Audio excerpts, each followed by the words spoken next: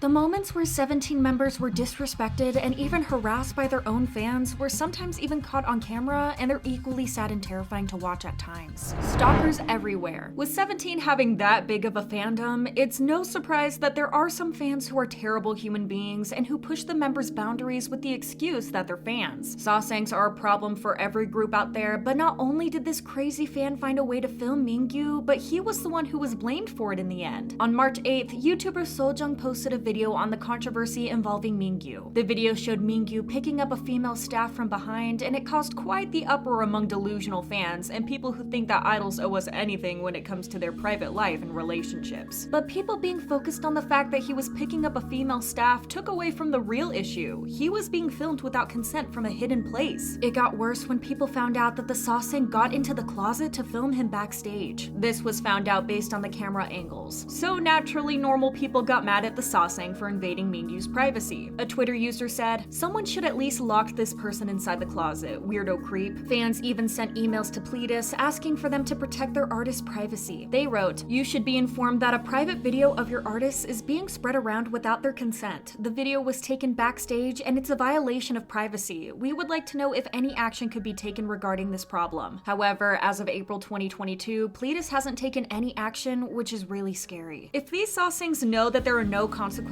for their actions, how are they going to stop? Hotel break-in. Speaking of Sawsangs, Wooji himself had a terrifying experience with one of them. On April 4th, 2019, while 17 were on their 2019 Japan tour Haru, a Sawsang of Wooji somehow found his hotel room and snuck in to place a gift for Wooji. They hung the gift bag on the doorknob of Wooji's hotel room and wrote, "I can't give this to him at the box at the venue, so I put it in front of his room. I chose a fragrance that is close to what Wooji likes. Please use it. I attached a letter too." They had the right idea to give him something he would like, but couldn't they have just given the gift to him at the fan meeting? Fans were furious at the fact that these crazy stalkers could just sneak into the rooms of the members and potentially put them at risk. They emailed Pledis to ask for better security for the boys, and some even asked that the 3-day Okinawa fan meeting cruise be cancelled in case the Sawsang snuck in again. Pledis unfortunately didn't release a statement on whether they would take action to prevent things like this from ever happening again. Flying objects. While it's common for Western artists to have fans throw things on stage like flags or flowers, the same thing can't be said for K-pop idols. In fact, fans are discouraged from throwing things on stage in case they end up hurting the artists. And that's exactly what happened to the 17 members. On August 26th, 17 had a performance at Terminal 5 in New York for their first world tour, Diamond Edge. A video that a fan took of the concert shows someone throwing their belongings, including their cell phone, among other things. They also threw stuffed animals at the members. The members told the fans to be careful in the nicest way possible, but it wasn't effective. Sungkwan can be heard saying, "I'm sorry to say this while we're having such a great time, but it can be dangerous if you throw things." While people are aware that the fan probably just wanted the members to take pictures with their phone, the way that they did it was highly dangerous for them to throw a phone at the members. The stuffed animals, while still disrespectful to throw, aren't putting the members at risk, but a phone? What were they thinking? Dino getting mistreated. You'd think that in this day and age, there would be no instances of members of groups being ignored by fans, but here we are once again. In 2019, 17 held a fan meeting in Japan as part of their 17 Japan tour Haru, and the fans who went there left furious at the treatment Dino was getting from other fans. According to some fans, a lot of people skipped Dino when it came to shaking hands with him. A fan wrote, "My sister went to handshake event today. Dino was making a sad face because some people skipped him. When my sister shaked hands with him, he said thank you with a big smile, and he shaked hands with me for the longest time. Just thinking of Dino being ignored by the group's own fans makes me so sad." Some people said that these fans went so far as to push him around and shove him. A Twitter user said, "They ignored Itan at the fan meeting in Japan. Some people say that he was allegedly being pushed. There's no video evidence of this, but it wouldn't be the first time that fans didn't appreciate Dino. The fan sites didn't post pics of him from events, and his individual fan cams get significantly less views compared to his bandmates." In response to this, fans trended the hashtag Itan Protection Squad and wished that they were there at the fan meet to cheer Dino on. They also wished for this to never happen again, and I truly hope it never did. He deserves better. Violent fan meet. This fan meet went viral on social media for some time, and it was for all the wrong reasons. In October of 2015, 17 held a fan meet for their fans, and a Chinese fan site of Joshua attended to see her bias. However, when it was her turn, she was caught throwing a tantrum when she thought Joshua was frowning at her. Now, this is a dumb reason to get angry in the first place, but it gets worse once you find out that Joshua didn't actually frown at her, but that he actually just had a sty on his eye, which was very visible since you can see his eye was swollen in the pictures. The fan still threw papers angrily on the table and stormed off with people looking at her in shock. The fan still went online after the fan meet to tweet about her experience, and it did not get any better. She says that everything she did was excused because she spent a lot of money on Joshua. She wrote, "Who pays for the bills when your idol wanted this and that? I pay for the advertisement at the railway station when you want to get more popular. Can the fans who scolded me on Twitter do so? I accept everyone who blames me. Yes, this is my fault. I admit I'm bad at controlling my emotions. But to those who attacked and scolded at me, please go as far as you can, okay? Not everyone can be so silly and short-sighted like you are." After ranting for a while on Twitter, the so-called fan also posted an apology. She wrote, "I am sorry for what I have done today. I am sometimes unable to control my emotions, but I feel truly sorry and regretful for my actions today. I have hurt Joshua and many of his fans today. I am sorry for worrying everyone and will take full responsibility for my actions." She also said that the rumors about her hitting Joshua weren't true, and all she did was just throw the papers on the table, just like it was captured on video. The fan site reportedly stopped being a fan of him and closed their Twitter account. Good. The fandom doesn't need people like this getting anywhere close to the boys. The netizens were also terrified of the fan site's reactions, writing, "It's giving me goosebumps at how the members' expression changes and how the fans' attitude changes in her last apology." And I have to agree with the netizens this time. Mistranslation issues. Accusations of harassment are taken very seriously in South Korea and could ruin careers even if they happened years ago. So imagine the mess that happened when Mingyu was accused of being part of a group that used to mistreat and torment other students. The accusations from the original poster were quite serious, so netizens were quick to cancel him when there was no official statement from neither Pledis nor Mingyu. When the netizens were still running their mouths with no proof, a so-called fan of 17 took it upon themselves to translate one of the statements from the alleged victims, and it went horribly wrong. The fan went on to say that Mingyu allegedly harassed a female student and tormented a disabled classmate, which were very serious accusations on their part. They wrote, "Basically, Mingyu made harassing comments to a girl in his class and told everyone else in Hakwon horrible rumors about her, and she had to go to therapy for it because the comments were that bad." Not only did they mistranslate the statement, but they also added the therapy part all on their own. The actual translation accounts came out saying that the statements weren't true and the Twitter user had mistranslated everything for the worse. They apologized, but then went private afterwards, which resulted in the apology being spread around just as much as the rumor. But whether the mistranslation was on purpose or not, the damage had already been done. Antis and media outlets such as All K-pop and Koreaboo were reposting the tweet like crazy, to the point that it reached netizens who grew even more furious with Mingyu and asked for him to be kicked out of the group altogether. The translation keeps getting spread around to this day, and Mingyu's name keeps getting dragged through the mud for nothing. What's the rudest thing the fans have done to 17 in your opinion? Share your thoughts in the comments, and thank you for watching. Bye!